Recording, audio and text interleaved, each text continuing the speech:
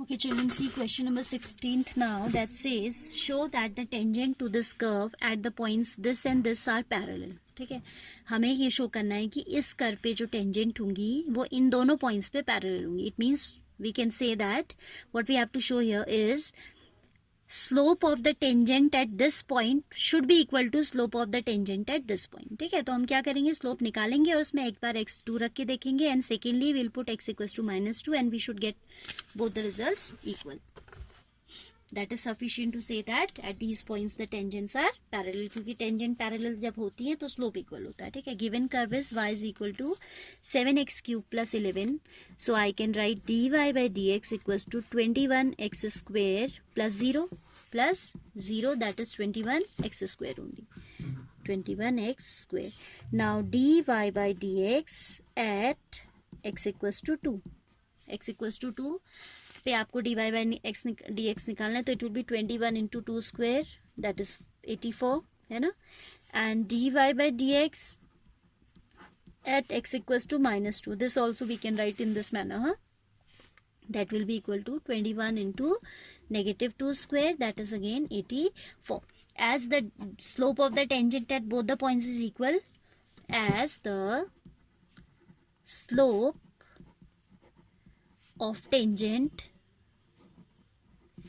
is equal at x equals to 2 comma x equals to -2, this implies the tangents are parallel at these points. ठीक है, are parallel at x equals to 2 and x equals to -2. इन दोनों points पे आपकी tangents क्या होंगी, parallel होंगी. Question number 17 also we can see along with this only. तो बहुत छोटा सा क्वेश्चन था.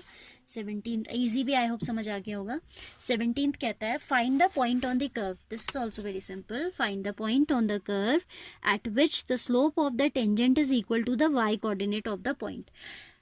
वो पॉइंट आपको इस कर्व पे निकालना है जिस पे स्लोप ऑफ टेंजेंट जो है इसके y कोऑर्डिनेट के इक्वल है. Means dy by dx is equal to y coordinate, that means ordinate, that means y itself. ठीक है, तो given curve we are given y is equal to x cube. So as it is talking about slope, we need to go for dy by dx that is equal to 3x square. According to question, अच्छा वो point हमें निकालना है तो उस point को कुछ consider कर लेते हैं पहले. ठीक है, let the required point be x1 y1.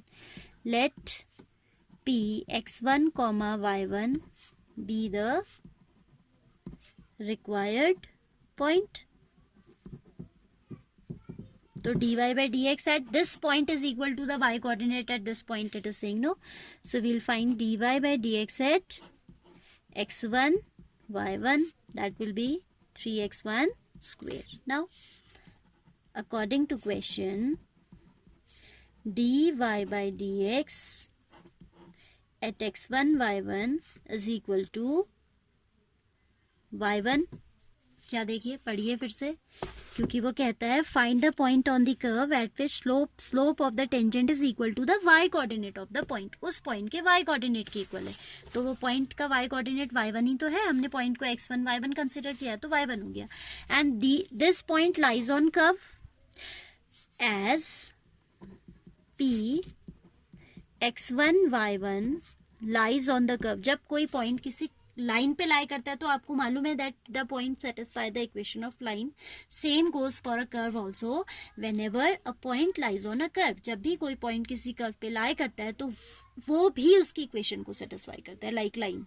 ठीक है, when ever a point lies on a curve that point always satisfy the equation of that particular curve. ठीक है, तो मैंने लिखा S P x1 y1 lies on the given curve, this implies it must satisfy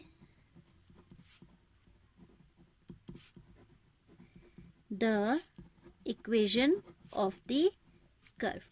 equation of curve को satisfy करना चाहिए, यानी कि मैं कह सकती हूँ कि y1 को x1 क्यूब के इक्वल होना चाहिए. Put y as replace y by y1 and x by x1. इसे हम इक्वेशन 1 में रख देंगे. ये इसके बाद आप लिखो, पहले ये लिखोगे then you will write this. ठीक है, मैं स्पेस को यूटिलाइज करते हुए साइड में लिख दिया, आप फ्रेश लाइन से लिखोगे, ठीक है। Putting this, substituting this in equation number 1, substituting in 1 we get dy by dx at x1 y1 is 3x1 square, this is 3x1 square and that is x1 cube. अब यहाँ ये गलती मत करना कि आप x क्यूब की 2 power हटा के, तो उससे क्या होगा, आपको एक ही पॉइंट मिलेगा, जबकि आपको पता है कि क्यूबिक है तो there should be more than 1 points, है ना। तो हम जो है क्या करेंगे,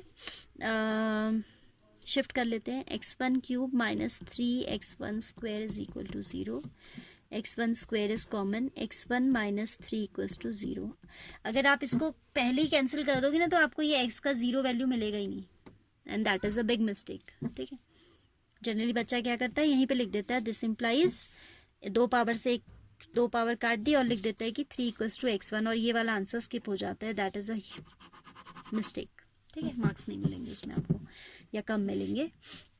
x1 square taking common x1 square we get x1 minus 3 equals to 0, this implies x1 equals to 3 और x1 equals to 0। जब x1 square 0 है वो तभी पॉसिबल है जब x1 खुद क्या होगा, 0 होगा, क्योंकि 0 square only is 0, ठीक है। now corresponding to x0 we'll find out y and corresponding to x3 we'll find out y। if x1 is 0, y1 is x1 cube, that means 0 itself, 0 cube that is 0, and if x1 is 3, y1 is x1 cube that is 3 cube that is 27. So the required points are,